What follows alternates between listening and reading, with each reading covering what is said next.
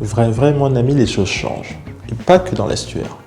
Comme le président a dit dans son discours à la Nation le 31 décembre 2022, le Gabon des territoires est en marche. Bon, stop.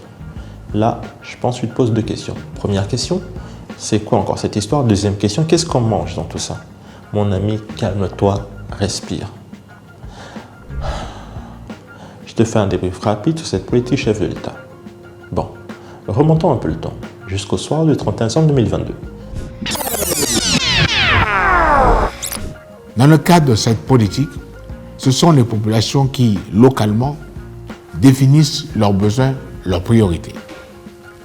Pour l'incarner, j'ai décidé dans un premier temps d'allouer chaque année une enveloppe de 2 milliards de francs CFA à chacune des 9 provinces. Si je suis quelqu'un de sage, je suivais avec attention le discours à la nation du chef de l'État, n'est-ce pas? Mon ami, il faut prendre ta vie au sérieux. Donc, le président nous a parlé de cette initiative, le Gabon des territoires, conçue spécialement pour permettre un développement adapté de chaque zone. Et je sais. Mais comme le président a dit, donc là, c'est vous-même. Plus sérieusement, dans cette initiative, on retrouve des projets à fort potentiel, comme le projet de Belinga, qui a fortement impacté le développement local.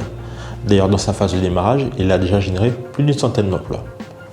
Cette année, il fera encore mieux, avec près de 800 emplois supplémentaires qui devraient être créés.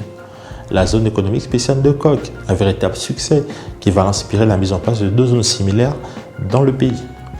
La zone économique spéciale d'Ikolo dans la province du Moyen-Ogooué et celle de Bassa-les-Bombi dans le Haut-Ogooué. À une plus grande échelle, elle a inspiré de nombreux pays qui sont venus la visiter.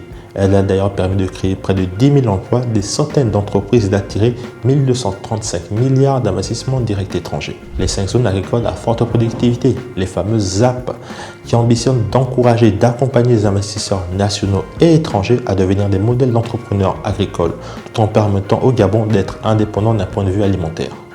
En matière d'infrastructure, des avancées concrètes sont-elles aussi inscrites dans cette politique?